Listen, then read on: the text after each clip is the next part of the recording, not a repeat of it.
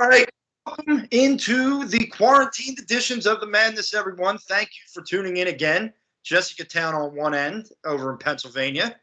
Me on the other end here in South Jersey, coming to you. Thanks to the Painted Lines. You can get us to thepaintedlines.com. Go to YouTube, The Painted Lines. Follow Jess at Run This Town 13. Follow me at Philly_Madness. I'm getting it all out of the way. Jess, you decided that quarantining was getting too boring, and you spruce it up, didn't you?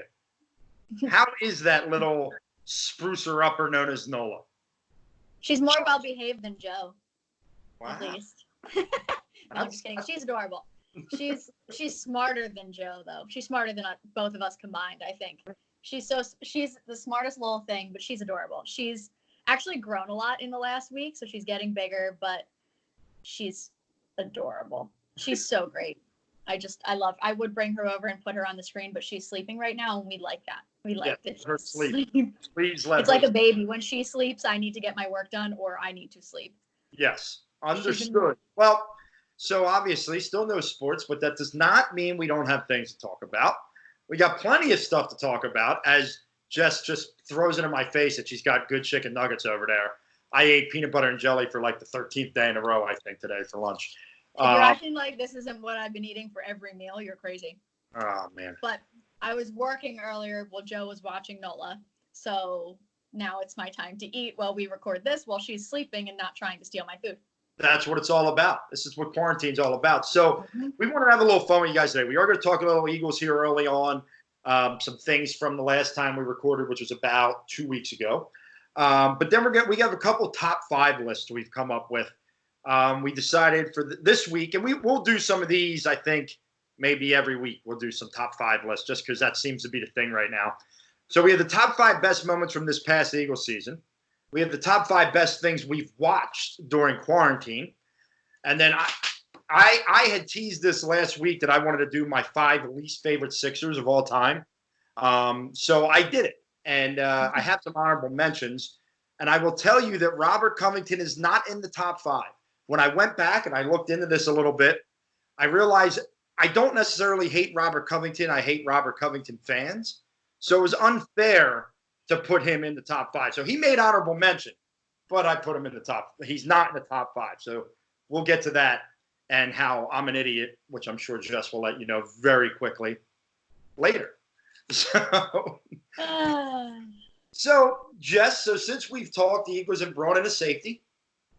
They have signed the Philadelphia native Will Parks, who's very happy to be here, which I love. We're happy. He literally responds to everyone, like media member, fan. It doesn't matter. He responds to everyone on Twitter.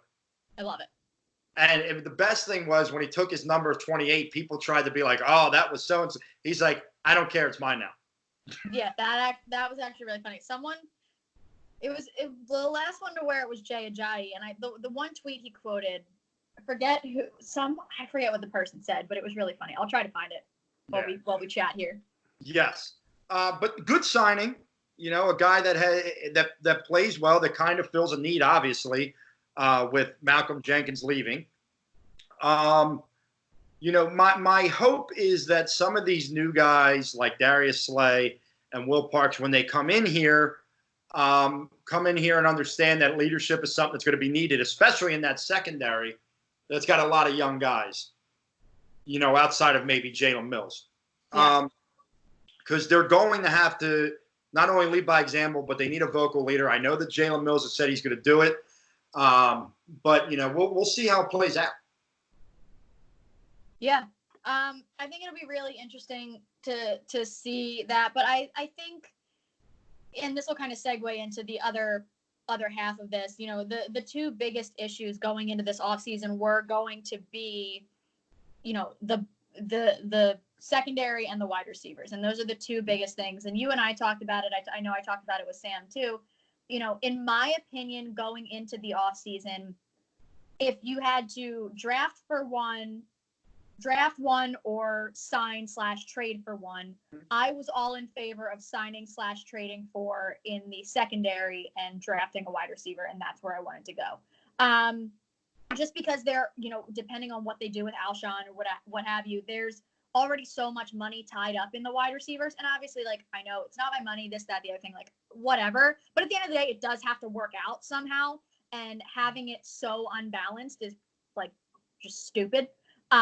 It should be a little bit better spread around and not just all stockpiled in one area. So stockpiling that all in one area, having Alshon, having Deshaun making the money he's making, and then maybe going after somebody like an Amari Cooper who's going to make all that money, having all of that just dedicated to one position group is just silly to me. So I wanted them to kind of dump the money in the secondary and be able to draft a wide receiver or, sign a veteran free agent at a very, very low price. But in terms of like high caliber free agent or big bomb trade, I wanted that in the secondary. And thankfully that's what we got. And that's kind of where I wanted them to do. I think that they've made some really good moves in terms of the secondary. The biggest question, yes, will be who's going to be that voice, who's going to be that leadership voice on the defensive side of the ball, especially in that secondary. But I think, not only trading for Darius Slay, but also, bringing in Will Parks, bringing back Jalen Mills and moving him to safety, having some of the different options, signing Nickel Roby-Coleman, having those different options and not having your starters be Sidney Jones, Cravon LeBlanc, and Avonte Maddox, like that's huge. And I think they did a really good job on that side. I think also doing what they did in terms of signing Javon Hargrave and, giving that extra boost to the defensive line because they have a half of a linebacker on the roster, if they're going to struggle in the middle there, as long as they're sure on the back end and in the front, I guess that's their mentality, whatever. But, I'm not, I pretty much support all of their moves to this point, aside from the Malcolm Jenkins thing. I'm pretty happy with what they've done so far. But, we were talking a little bit before, the biggest question mark is going to be putting all of their eggs in one basket when it comes to the draft and hitting on the draft. And obviously this is a different situation in terms of the fact that they can't go to pro days. They can't have players come visit the facility. They can't do all of those things to get all of those other questions answered. And, it can go one of two ways. It's either going to expose what they lack, or it's going to not allow them to outsmart themselves. They're going to just have to go on that initial gut reaction, and they're not going to be able to outthink and, overthink and get cute with what they're doing. It's going to be, it's cut and dry in front of you. This guy can catch a ball, put him next to Carson Wentz. Yeah, and listen, I understood not spending big money on a receiver. Look, Alshon Jeffrey's still on this roster. I don't know what's going on there. I understand the June 1st cut, but they can actually release him now with the June 1st designation. So, you don't have to wait till June 1st. The longer this goes on, the more I seem to think that they're going to keep him on the roster this year. He's not going to play right away. So from an on-the-field perspective, he's probably going to miss the first half of the season because of that injury. Mm-hmm. But still, it's money you got to pay. Right. What I would have liked to have seen, I've said all along I want them to draft a receiver. I want a first-round draft pick as a receiver. I wouldn't mind them drafting 2 receivers, and I still feel that way. Agreed. But what I would have liked to have seen was getting a veteran on a 1-year deal, a kind of a prove-it deal. And the one guy who started to really interest me and seeing the contract that he got was Brashad Perriman. And he got 1 year, I think it was $6 million. It wasn't a ton of money. Like they could have that's a deal I would have liked to have seen them made just because, look, the track record is there. Look at the wide receivers the Eagles have drafted. Okay? Deshaun Jackson and Jeremy Maclin were maybe the last 2 good ones that they drafted that actually became something. I'm trying to think. I get Riley Cooper. What do you mean? Matt Collins, Shelton Gibson? What are you saying? Man, I really thought Matt Collins was going to be a player too. That one upset me. That was a shame.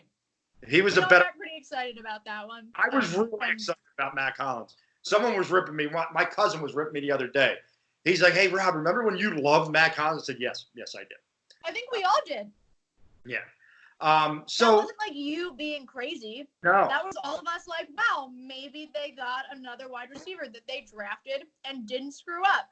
Then he was in witness protection for a year, and the Monstars took all of his talent. I don't know. yeah. And that's my concern is they can if they're going to draft receiver, they cannot get cute this year. This cannot be a year where you say, well, it's so deep, let's wait and get one of these other guys that we think are a steal. No. Okay.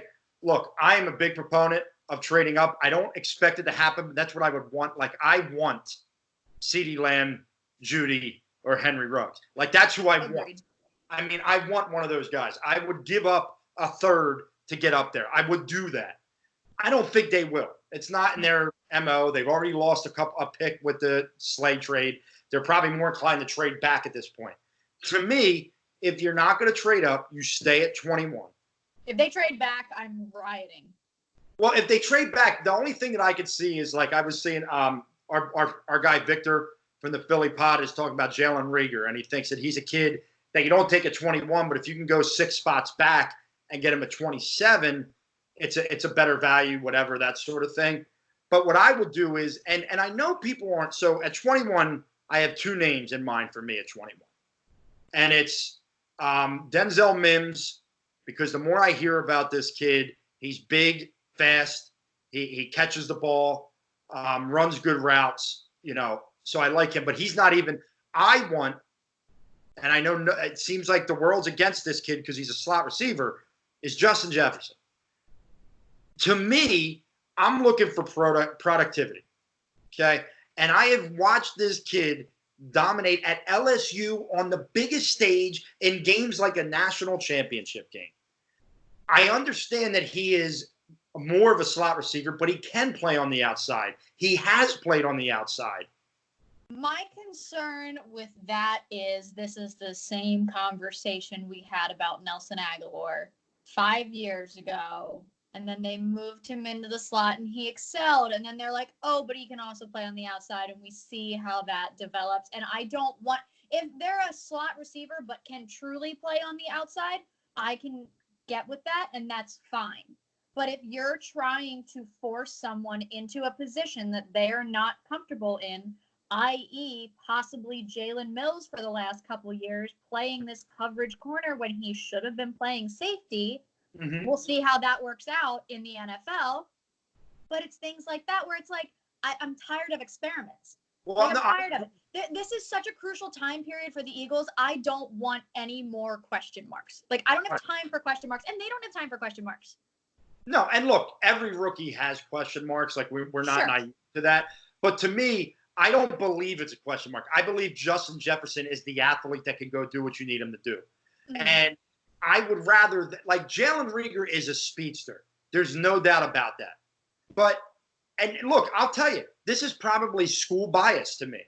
I look at a kid from LSU who dominated on the national stage, and I look at a kid from TCU who was really good, but he went to TCU. Yeah. And that league is all about that high-flying spread offense, all that kind of – whereas – I don't know. Like, it probably is school bias on my part, but I'm not afraid to draft Justin Jefferson at 21, so much so where I'm going to trade back to get somebody else that we like, but we don't want to take at 21. Yeah. I see what you mean. Look, perfect world, they're moving up, and they're drafting one of the 3 studs that are literally game changers, number 1 wide receivers for the next 10 years. Hands down. That's what I would do.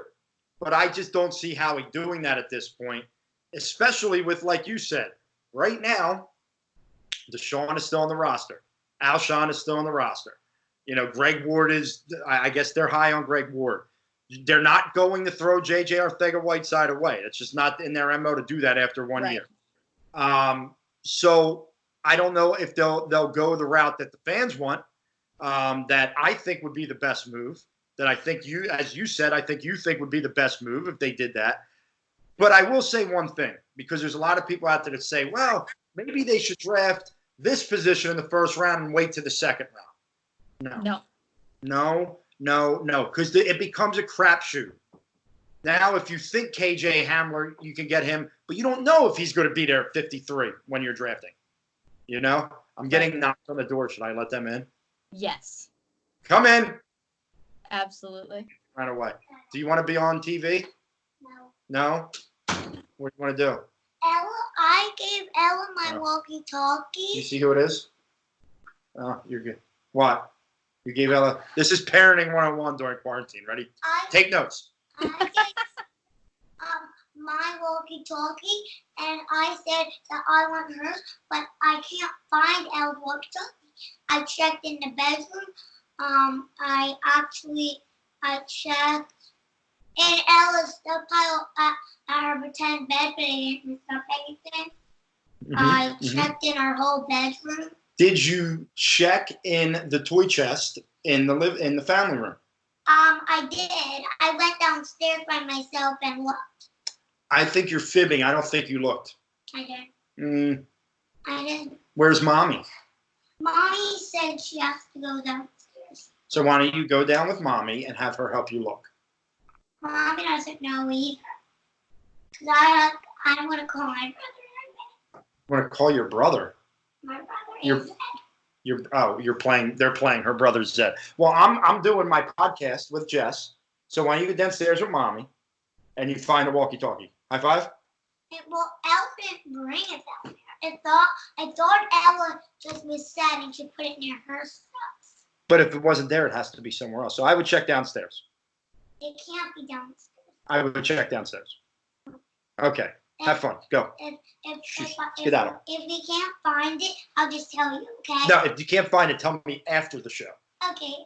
If I can't You want find to come it, on and say hi? okay. If I can't find it, I'll just okay. Say hi to Jess. Okay. If I can't find you, if I can't find the walkie-talkie, I'll just come up right away to tell you that I didn't find it. Okay. Okay. So bye. Please don't. I'll see you later on. Okay, bye-bye. Okay. See you later. There it How is. much sugar did you give that kid today? None. That is her. All the time. Constant. That last sentence was spectacular. Have you Yeah. watched any of the stand-ups of Tom Segura on Netflix? No. I highly recommend. He just came out with a new one. He's spectacular. Joe and I went to see him live last year. He is phenomenal. If anybody's looking for something, he's not on my list. He's an asterisk at the end. Anything Tom Segura on Netflix, phenomenal. What he does, there's one of his stand-ups, he tells this story about, I forget what like the joke is, but he's telling a story about how kids tell stories and like the way that they phrase things, and there's like no plot, there's no character development. It just runs on. It doesn't have a beginning, middle, and end. It just goes. And it made me think of that last like block that she just told you. You have to go watch it because you'll see exactly what I mean. The important vital information doesn't go up there for them. Like the important information there was go check the toy chest in the family room and don't come back in here until my show's done. Yes. And she just consistently said, I'm coming back in to tell you if I can't find it. So that's fine. She could give a crap what you want her to do. Her mind is set, and you're not changing that. No. Welcome to females. Yeah, welcome to 4-year-old twins females is right. It's insane. Insane. Yes, so my third child is sleeping, being an angel. Yeah, it must be nice. My third child's sleeping, being an angel, but a different child. So we were both on board though that we would rather see them trade up. Who do you like if they stay at 21? Who is your receiver choice? I honestly, I don't care. Someone whose name I've heard before. Truthfully, I do not care. There's the list of people. Take any of them, and I'm happy. I want them to double dip. I want a receiver in the first and second. It won't happen that way, but that's what I want. That's what I want. I support that. And I would like them to at some point address linebacker, and not with a guy who's been like a special team linebacker from the Chargers that they signed. I would like to see an actual linebacker, maybe. Not gonna happen. I feel like we have this conversation every year, Jess. We're sitting here at this time, and I'm going, Jess, I need a linebacker. And you're going, well, maybe it'll happen. And it's not going to happen. No. They've got Nate Gary, TJ Edwards, Alex Singleton and Datavis Brown. Yeah. I do like TJ Edwards. I'm on the I TJ. do too. I'm on the bandwagon with Edwards. Agreed. But, we'll see. I mean, I guess they're going to play a lot of nickel and dime with the amount of defensive backs they have. Yeah, if you look back on it, the way that when Jalen Mills came back from his injury, they played him in that run stopping spot. Like they brought him up a lot. And I think that was kind of in their let's see if this works kind of thing, because they knew they were going to have the whatever issue, conversation, what have you with Malcolm, going into the offseason. They knew that, this conversation was coming, whether they knew what the outcome was going to be or not. They knew something was coming. So having that option, knowing that he was coming off an injury and that like the rest of the league isn't super high up on him as a corner. I don't know if there were, he mentioned that there were other teams, but he wanted to stay here. But this was the only team that was offering for him to play at safety, he said. And I think that's something that he wanted to do. LSU. So I think that they were. What? He kind of played both at LSU when he was there. Exactly. So I think he's probably always wanted to work his way back. And as you said, he's not a coverage guy anymore. We know that. You can see that. So at the safety position, he could do more things that hopefully go to his strengths and not his weaknesses. Yes, absolutely agree. And I think that playing at safety does play to his strengths a little bit better because he's of the people in the secondary, he is one of the people that I'm most confident in open field tackling. The rest of them, I'm not at all. But he doesn't let me down very often in that sense. Coming up as a run stopper, he's been pretty successful there as well. I think there's a reason that he is so good in the red zone, and it's because he obviously can't get beat. But the other things, that's his biggest issue, is like he just gets beat. Other than that, you eliminate that factor, there really aren't very many complaints. Right. If he didn't get beat as much, no one would have anything to say about his finger wag and flex.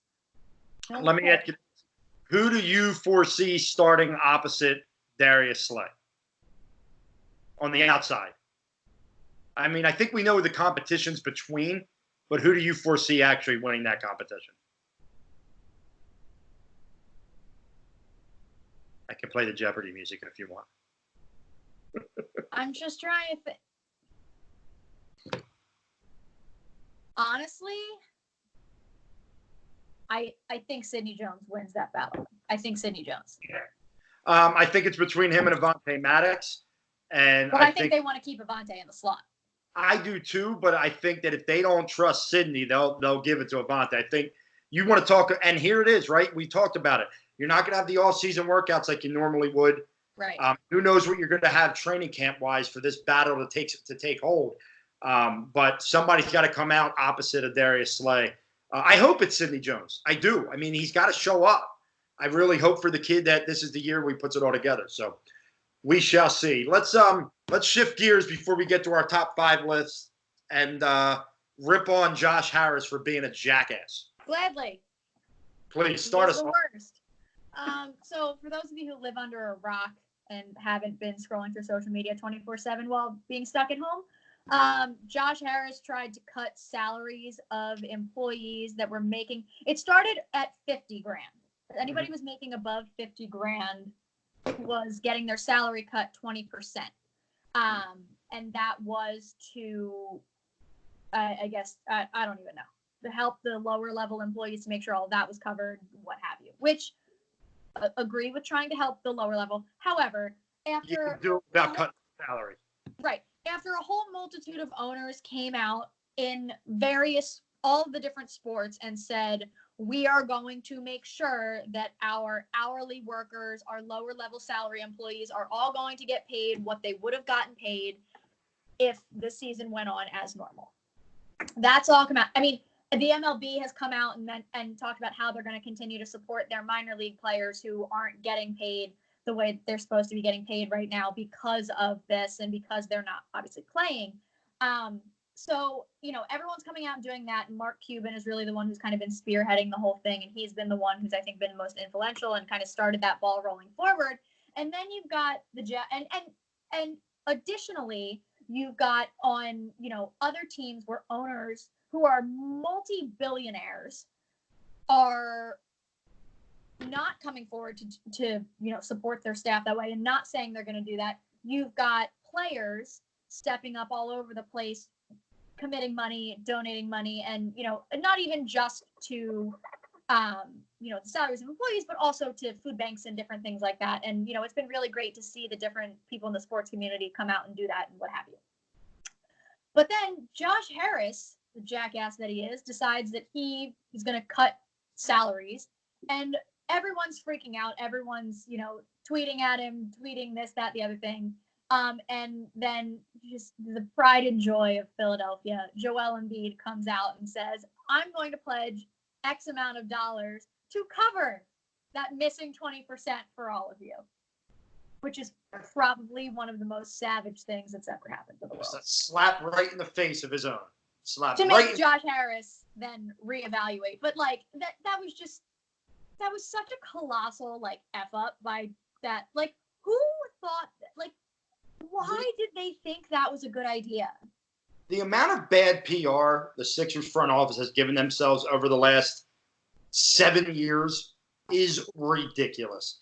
Look, it shows you how out of touch with reality and with normal people Josh Harris is. Okay, and he tries to come out and do interviews and sit courtside and all. He is so friggin' out of touch with the world. And it took Joel Embiid basically taking him behind the woodshed and kicking his ass to get him to realize, all right, I need to make a change here because this is going to piss a lot of people off. And that's a disgrace that's what it takes for you to reevaluate. It takes your star athlete who, yes, makes a lot of money, but in comparison to Josh Harris, that's nothing.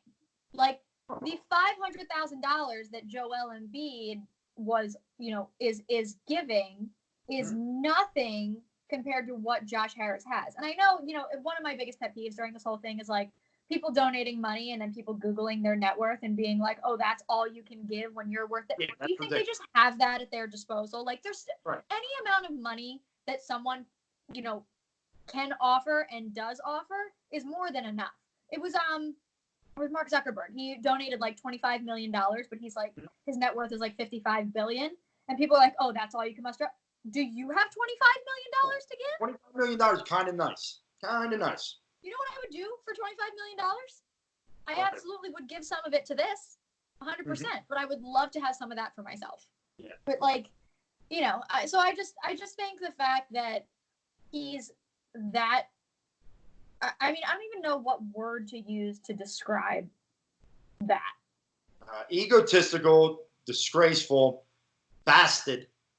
Make sure you say it that way, not the other way. Bastard. I just. And out of touch. He's out of touch. The more I think about it.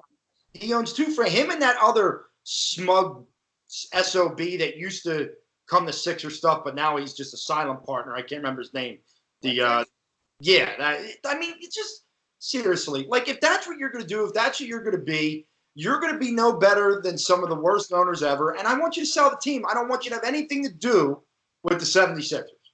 Yeah. All right.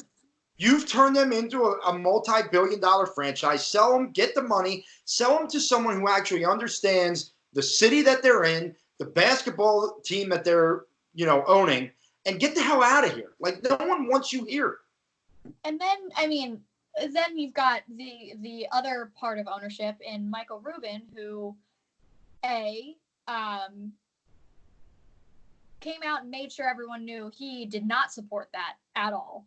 And also, the owner of Fanatics shut down the Fanatics factory in Pennsylvania, and instead of continuing to produce baseball jerseys, they halted production, and they are now making masks and robes, and they're in the different baseball colors. They posted a picture of the Phillies pinstripe ones, and you know, the fact that they're doing that and you know, especially because we are in such a hot spot right now, not necessarily where you and I are located specifically, but the Northeast where, you know, New York is really taking a hard hit. Parts of Pennsylvania are, New Jersey's really bad. Like right up in here is really, really bad right now. And the fact that they're able to stop that production in agreement with the MLB and able to do that and donate those, like that's what people who have ridiculous amounts of money should be doing. And I think one of the biggest things about this is it's showing what kinds of people are, and it's showing,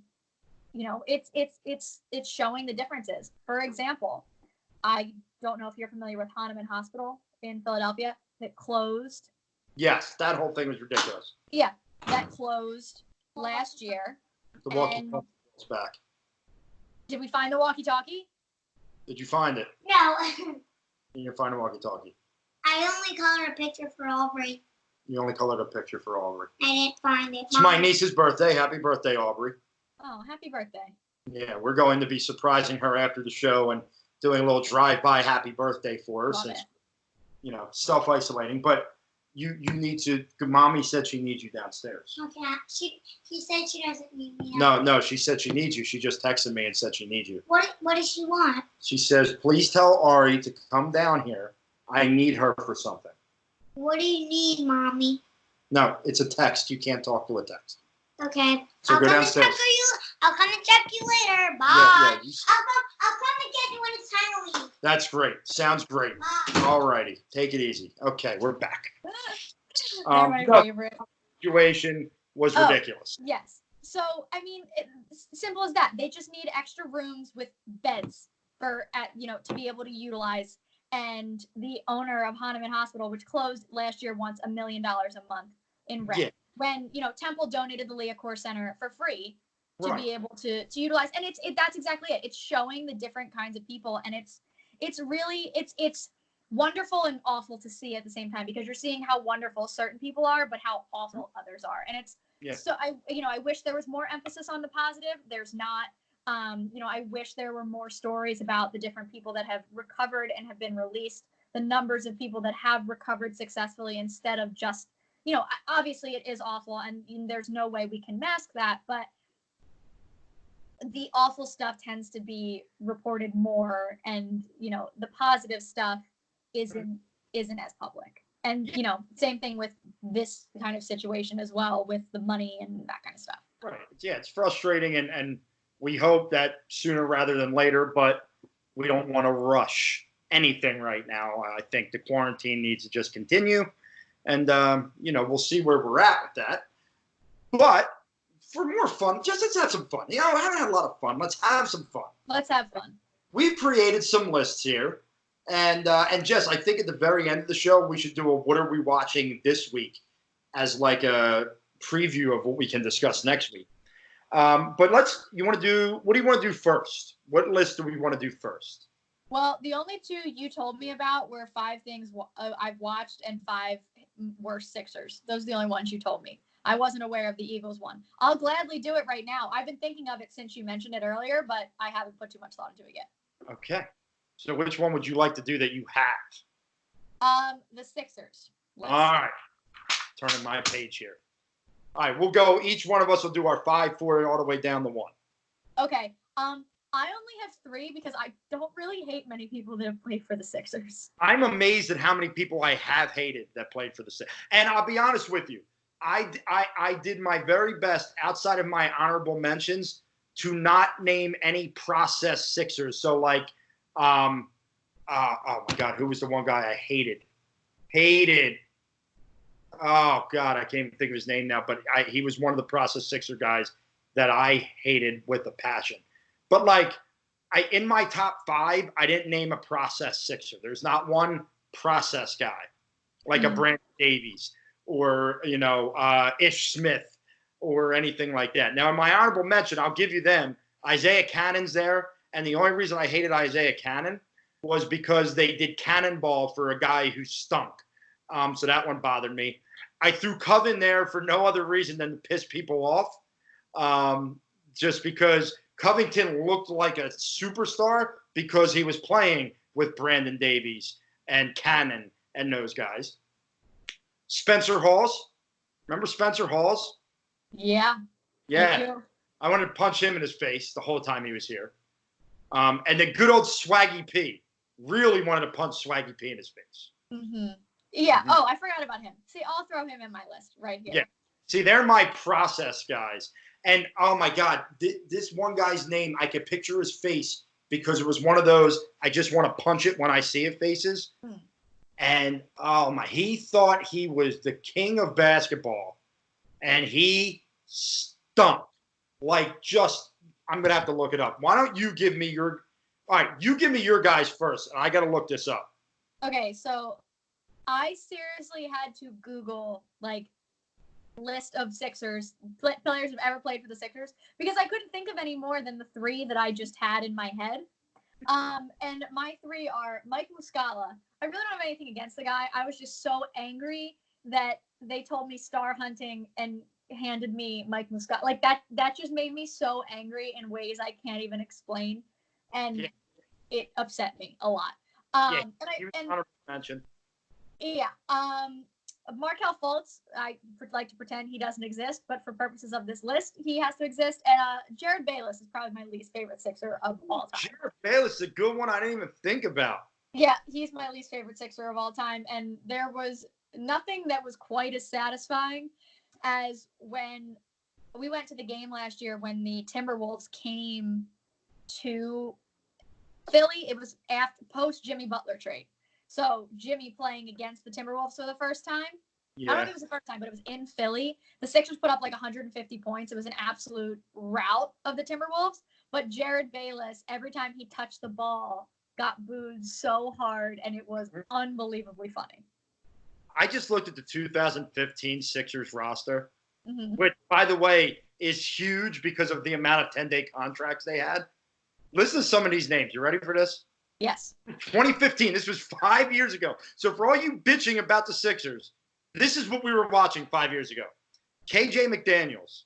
Yikes. Robinson III, the young version. Pierre Jackson. Jordan McRae. Isaiah Cannon. Jeremy Grant, who I liked. Stauskas. Carl Landry. Phil Pressey. Jason Thompson. Thomas Robinson. Larry Drew II, Christian Wood, Malcolm Thomas, Jalil Okafor, Kendall Marshall, Jakar Sampson, Tony Roten, JaVale McGee had a cup of coffee here, Jason Richardson, Nerlens Noel, Hollis Thompson, who is the guy I've been thinking of. I hate Hollis Thompson. Joel Embiid, Michael Carter-Williams, J.P. Tokoto. A different Furkan was on that team. Furkan Altamir. Jesus, this roster is there's like 30. It was a different team every time they played a game. That's unbelievable to me. All right. People don't remember that though because no one watched. Yeah, it's true. I think is that the year they won 10 games? It might have been. Yeah, it was. All right, so here are my five. Now I go back a little bit. That you were probably watching, but not in tuned because of the age gap here. I didn't go back to like the 80s. Actually, I did almost. But all right, my number 5 is a man by the name of Keith Van Horn. Now, Keith Van Horn only played here a year, but where my issue goes is back to the draft. So in 1997, he made it very clear to anyone who would listen, he refused to play for the Philadelphia 76ers. I'm not playing. I don't want to have any part of that team. So he didn't. And he went to the Nets, and he was all over the place. And then he came here in a trade and played like a season here.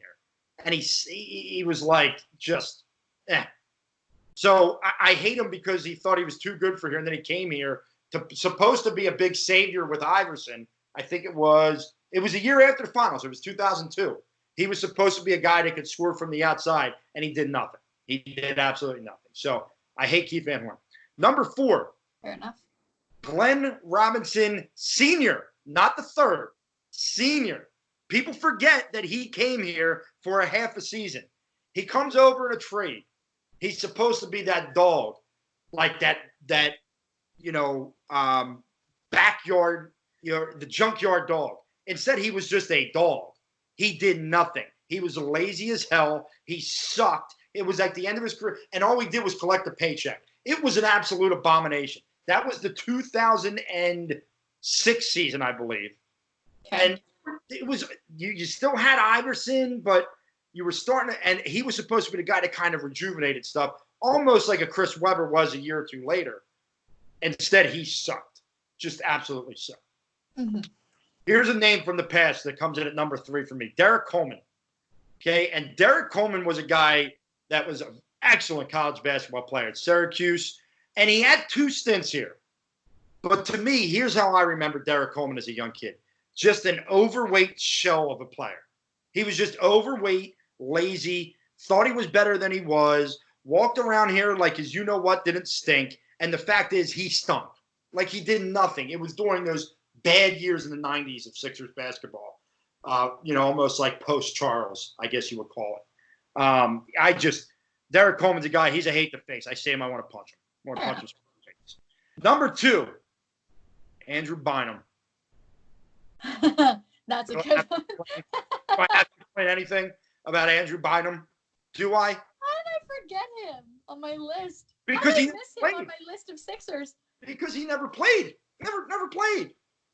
We gave up all. It was the rebuild of the century, man.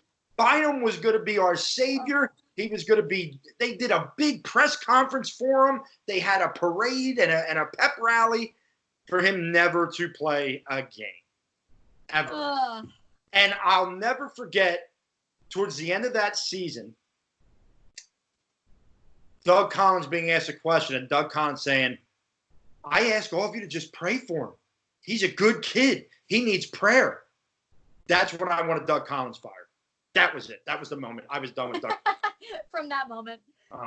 Which is, I really was hoping to have a moment like that with Brett, but I love the guy too much that I'll never fully get on board.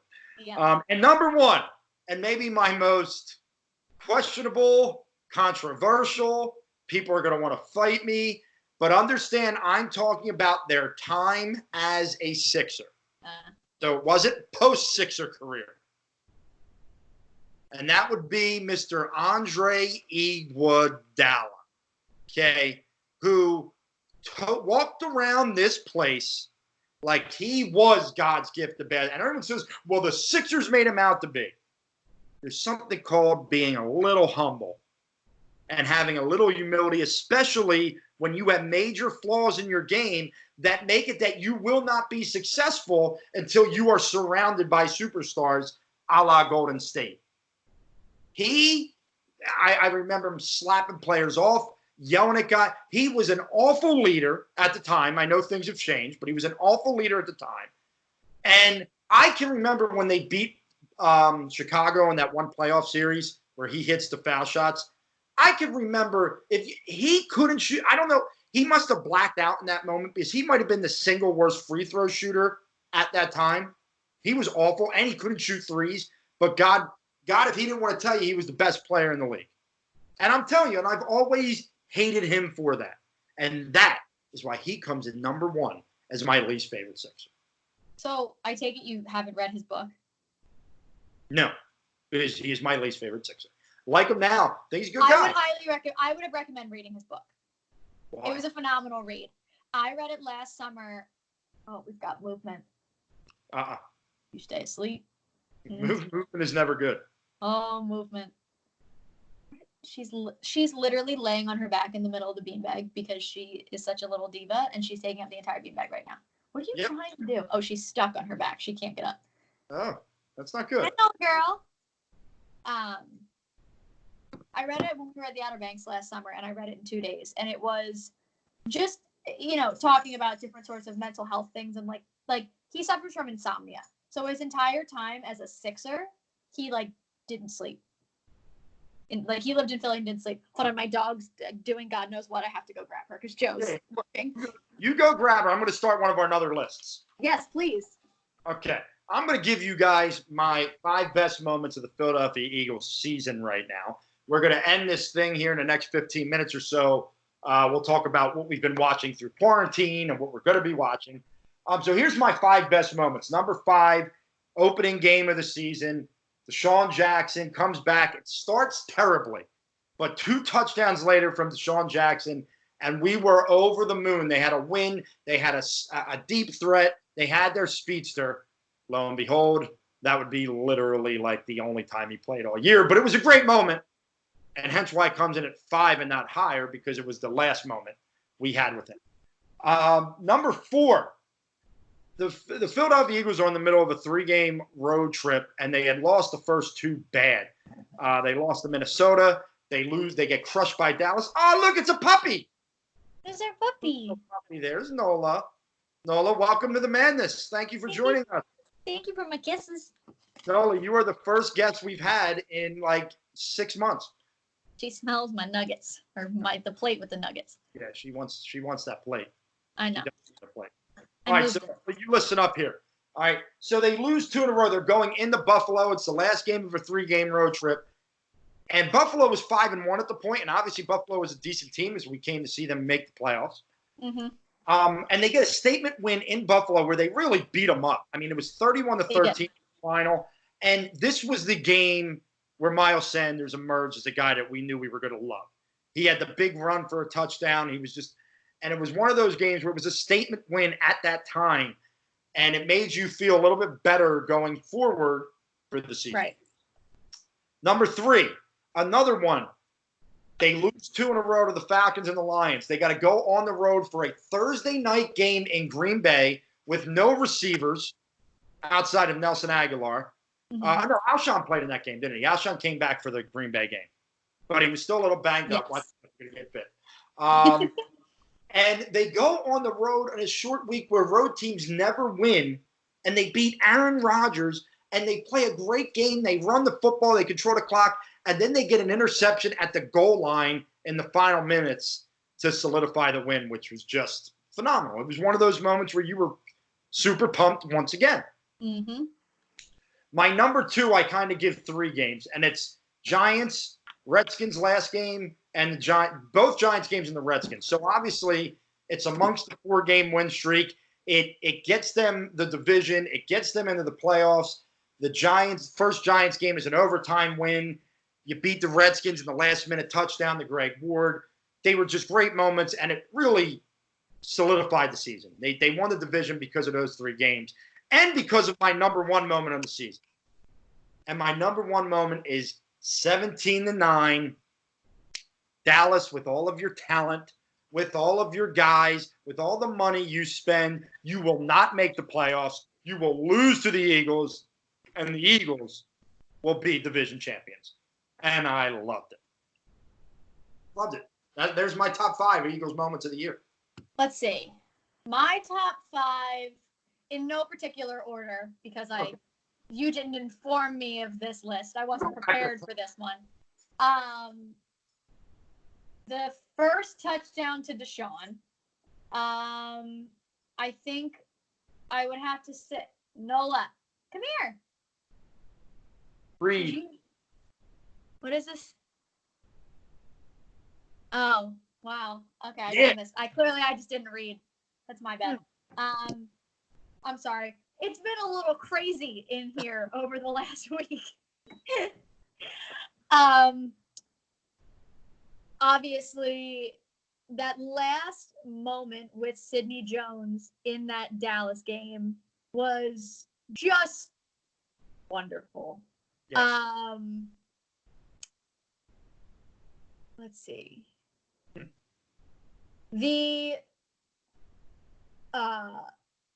strip sack, was it? I don't think it was a touchdown. I think he was just short of Daniel Jones in that last game against the Giants. Line. Yes.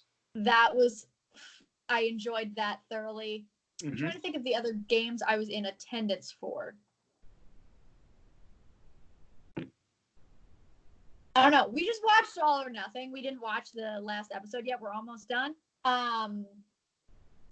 But I realized how much of this season I chose to put out of my memory. Oh, you chose quite a bit of this season to put out of your memory. Like 3 days after the fact, we would go in the air and you're like, I don't really know. I don't want to talk about it. And I was like, oh, okay. That makes for riveting sports radio. Uh, I completely forgot about the fake field goal.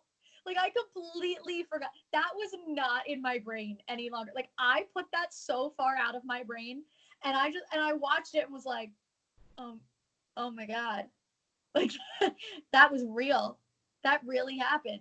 Yeah. Yeah. You don't have to do this on the spot. It's okay. I can't think of anything else. Dude, let's do the fun one. Let's forget all this sports talk. We have been quarantined, Jess, for God knows how many days, and we have watched nothing but television and movies and things. And I want to know, Jess, the number 5 thing that you have watched since being quarantined. The number 5 thing would have to be All or Nothing. Okay. It's really good, and it's really cool to see, because it's like you see so much more than, like, obviously we see their press conferences, we see them mic'd up for stuff, but this is like, it's like after each game they talk to them, and you get so much more. You see their conversations that they're having in meetings, in like on the practice field. Like, you just see so much more, and you get such a vibe of the team, and who are the most important people to the team, and what some of the issues were. And I mean, the episode that goes through the whole Orlando Scandrick thing, Fantastic, is pretty funny. Like, yeah. It's pretty funny, because they do highlight, where he is on the sideline saying to Malcolm how great he is. That's why you're the leader of this defense, like the whole thing. And then, there's the clip of the media afterwards, and they're like, what happened on that long play to Stephon Diggs? And he's like, I blew the coverage. Like, it was my mistake. I blew the coverage. And then it goes to the clip of him being like, own your mistakes. Don't sugarcoat it. Blame other people. And Malcolm's like, Like, they interview him after, and he's like, Yeah. Just like watching it through, obviously, like, while missing sports has been interesting. And obviously, like, the season didn't have the outcome that they wanted, and there were a lot of different issues and things in places, but like, it does give you a lot of insight into some of the brains of some of these guys who we watch every week, and it's really interesting and fun to watch. All right. My number 5, I am not a reality TV guy in any way. Mm-hmm. But if you did not enjoy watching Love is Blind, the absolute biggest train wreck in the history of reality TV, I don't know what to tell you, because that Love is Blind was special. Spectacular. That's coming in for me. Phenomenal. Yeah, Wow, actually, you must have watched some good stuff if that's at number 5, because I that- have it on my list sorry, at number 3. Damn it, I couldn't read my writing. That's my number 4. Okay, that's fine. You'll just give your next one. All right, well, here's my number 5. Let me give you my number 5. My number 5 is not for me. I preface it by saying I have 2 4-year-olds. We watch a lot of stuff. And as I said a couple weeks ago, they were making me watch a stupid Teen Beach movie and all that stuff.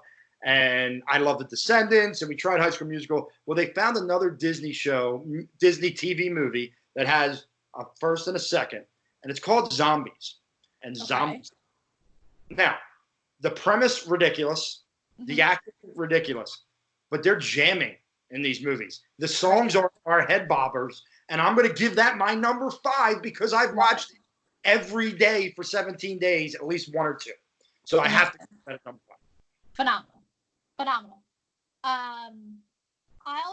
I'll flip my 3 and 4 so we can just chat about Love is Blind while we're on the topic. Yeah. Love is Blind, it's spectacular.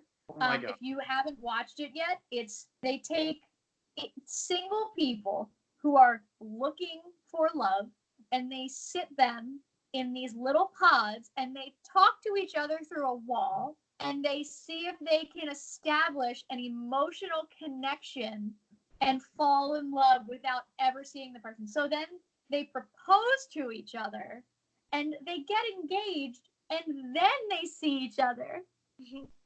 Hi. And it's you have to just think about what awful and ridiculous and stupid kinds of people agree to this. And then really take it seriously. Oh, it's unbelievable. And it's like a train wreck. You can't look away. And when you watch it, make sure you watch the reunion, because the reunion is so awkward. Oh, it's amazing. The worst part about it is, unfortunately, the worst person in the show is a person by the name of Jessica. So throughout the entire show, we're sitting on the couch while Joe's like cursing out Jessica and telling her how much he hates her through the TV. And it's funny because it's very unsettling to hear him say those things, starting with They need Jessica. to be said about her, not you, but her. 100%, but it's very unsettling to hear. Yeah. I don't really know what's happening here. So All right, yes, that's number really my number 3, but we'll put it at 4. All right, what's your number 3 now? My number 3 is a show called Temptation Island. Oh, God. It is on demand, and it is quite possibly the worst and best TV show to ever be created. It's unbelievable. What they do is it's 4 couples, okay?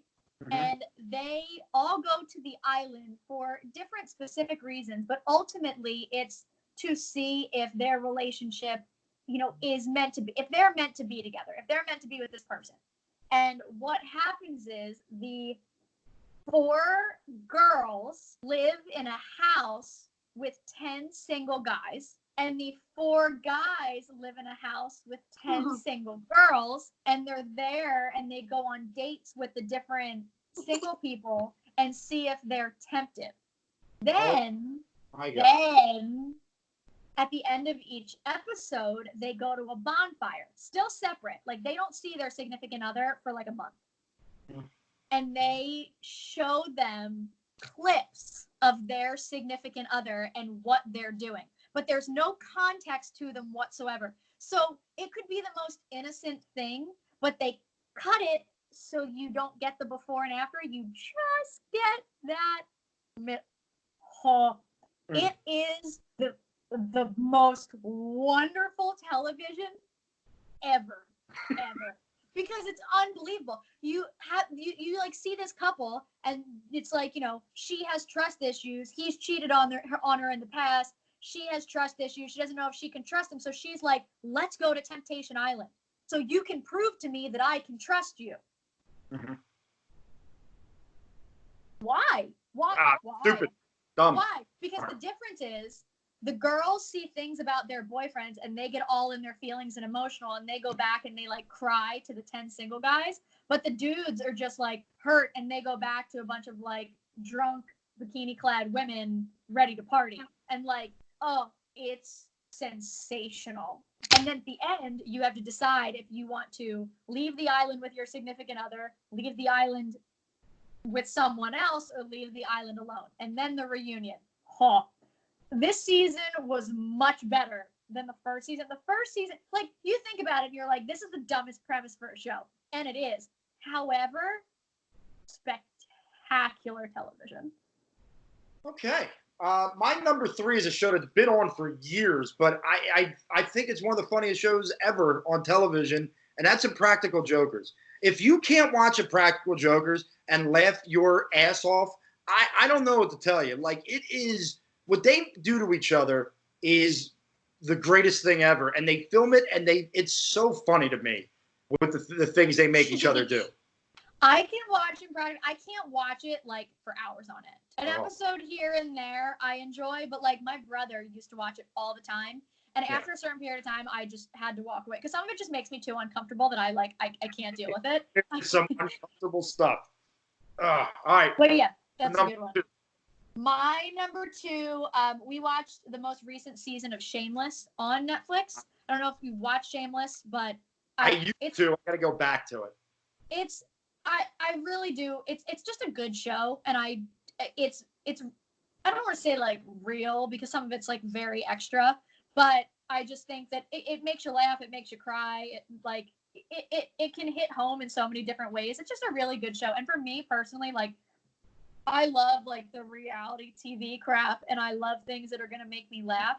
I don't like to sit and commit to watching something unless it's a classic like the Titanic or something.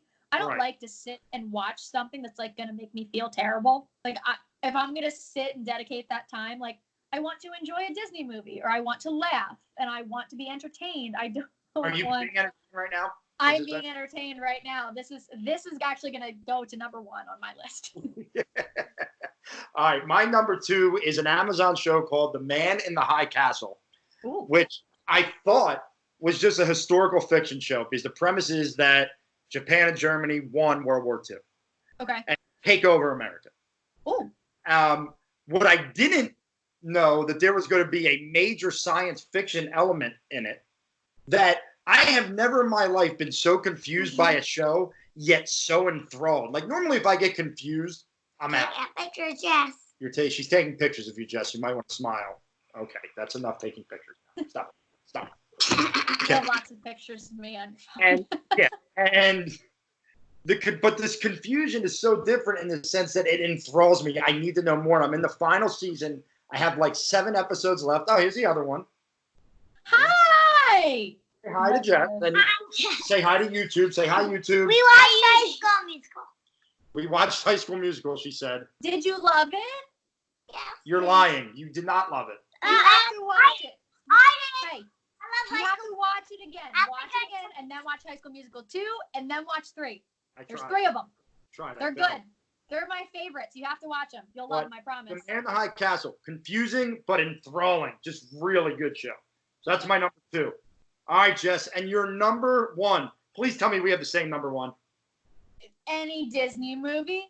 I've been watching all of my classic Disney. Like I've been sitting and so usually like it's very hard if we're like sitting down and like let's pick a movie to watch. There's no way Joe's gonna sit and agree to watch The Little Mermaid or whatever. But he's sitting here. We've got our 2 TVs set up. He's playing whatever, and I have my movies on. And he's still like watching because again, he spends more time not playing actual games and just setting uniforms and whatever the heck that is. And so he will watch them with me. So we've watched all of them. Cinderella, Sleeping Beauty, Aladdin, Tarzan, like you name it, we've watched pretty much all of like the classic animated movies. We just watched Moana. I've seen it a couple times, but he watched it for the first time the other day and he was jamming. He liked it. I'm a fan of Moana. I still haven't gotten the opportunity to watch Frozen 2 because I want to be locked in. Frozen 2. Do you like it? Is it good? I like it. No, Yes, you don't. do. All right, you 2 go get your shoes on because we're leaving as soon as this Okay, recording okay. Go ahead. I'll take the. No, we're not done yet. Just say bye. Just say bye to Jess and YouTube. Say Bye, bye. girls. Bye, Jess. Okay, Bye, go you're get your the shoes on. worst Go. sister. Oh, get out of here. She doesn't even know what she's saying. I don't know you, Jess. Okay, go put your shoes on. That's such great. a lie. Go put your shoes. You're the worst sister. She's climbing behind me. She's climbing behind me on the chair. Yep. Behind me on the chair. Okay, go put your shoes on. Mommy just called you. You're going to be in trouble. Oh, okay. Oh my God. And shut that door. And shut that door. Shut it. Or don't shut it. Okay. My number 1. We want to talk about a train wreck, right? We talked about Love is Blind being great because it's a train wreck. Uh-huh. There's no single bigger train wreck on television than the one and only Tiger King. We just started it. Oh It's my go-to for this. It's my this week. Yeah. I am telling you, now we still have to finish the very last episode, but I don't even know if I need to watch it because the first 6 are as my cousin puts it best. Don't try and rationalize the show. Just watch it and become amazed that this is happening in the world we live in today. There are people like this, and there are people that have done some things that are just outlandish. It's phenomenal. Yeah, we are in the middle. Joe keeps falling asleep while we're watching it, so we have to keep turning it off. So we're halfway through the episode where they're talking about Carol Baskin's husband disappearing, which she absolutely killed him. She killed him. Like she absolutely fed him to the tigers. I'm still trying to figure out what in the world is different between what she's doing and what Joe Exotic's doing. I still haven't been able to figure out what. Because there is no she doesn't breathe. She's doing the same damn thing, if not worse, because her cages are smaller. But that's besides the point. Yeah. But Joe Exotic loses his damn mind. You just keep watching. You just keep watching. I can't wait. King, Netflix, excellent. What am I watching this week? We watched 1 episode of it. Ozark season 3 came off to a great start. That's what I'm watching this week. And morning show on Apple TV. We started that as well. They're my 2 shows this week. So I am hoping to get Frozen 2 in this week. and absolutely gonna finish Tiger King because it's you sit there with your jaw on the floor. It's phenomenal. It's unbelievable. Well, Jess, this has been fun. We had guests today. You had a dog guest. I had human guests. Who is asleep again, by the way? That's awesome. I wish my children were asleep. We will be doing these shows hopefully weekly. We took a week off last week, but start getting some draft preview stuff in and all that because we are getting close to draft night. So for Jessica Town, for Rob Lange, thanks to thepaintedline.com. Embrace the madness. Have a good week.